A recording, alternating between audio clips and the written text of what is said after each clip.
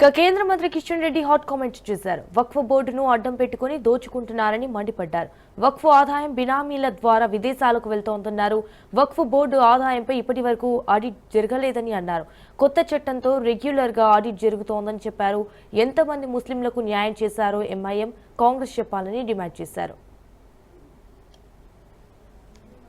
అబ్దుల్లా గారు ముఖ్యమంత్రి అయ్యారు. అద్భుతంగా ఈ రోజు అక్కడ ఒక మంచి పరిపాలన మరి ఈ రోజు జరుగుతా ఉంది. అభివృద్ధి జరుగుతా ఉంది. శాంతి నేర్కొన్నది. ఉగ్రవాదం లేదు. డాక్టర్ బాబాసాహెబ్ అంబేద్కర్ చట్టాన్ని జమ్మూ కాశ్మీర్ లో అమలు చేస్తా ఉంది. ఇందులో ఏ ఒక్క పేద ముస్లిం కు స్వాతంత్రం వచ్చి 76 సంవత్సరాలు పూర్తిగా వస్తున్నా ఏ ఒక్క పేద ముస్లిం కు ఈ వక్ఫ్ బోర్డు ద్వారా ఇంతవరకు సహాయం దొరకలేదు. వక్ఫ్ బోర్డుకి ఎవరికి ఉపయోగపడిందంటే ముస్లిం సమాజంలో ఉన్నటువంటి నాయకులకు, మజ్లిస్ పార్టీ నాయకులకు, లేక కొంతమంది మత పెద్దలకు ఈ వక్ఫ్ బోర్డు ఉపయోగపడ్డా తప్ప పేద ముస్లింలు ఎవ్వరు కూడా ఇది ఉపయోగపడలేదు. 2006లో సుమారు 4 లక్షల ఎకరాల వక్ఫ్ ఆస్తులుంటే ఆ రోజు 2006లో 163 కోట్ల రూపాయల ఆదాయం వచ్చింది. దేశమంతా 163 క్రోర్స్ 2006లో 4.9 lakh ఎకర్స్ భూమి ఉంటే, ఆస్తులుంటే దానికి ఆదాయం వచ్చింది. మనం అడ్డుకుంటే తప్పకుండా చాలా పెద్ద ఎత్తున ఆదాయం వచ్చేటువంటి అవకాశం ఉంది.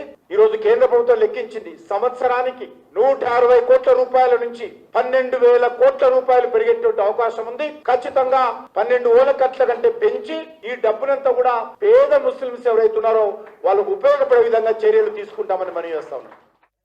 భారతీయ జనతా పార్టీ ఏదైతే ఎంఐఎం పార్టీ నాయకుడు అసదుద్దీన్ ఓవైసీ చెప్పినట్టు, కాంగ్రెస్ పార్టీ నాయకుడు మరి లోపల మాట్లాడినట్టు ఇది ఎవరికి వ్యతిరేకంగా కాదు. ఆ రోజు ఆర్టికల్ 370 తొలగిస్తున్నప్పుడు కూడా దేశానికి మేలు జరుగుతుంది, జమ్మూ కాశ్మీర్ కి మేలు జరుగుతుంది అని చెప్పడం జరిగింది. ఈ రోజు జమ్మూ కాశ్మీర్ లో ఎన్నికలు జరిగాయి.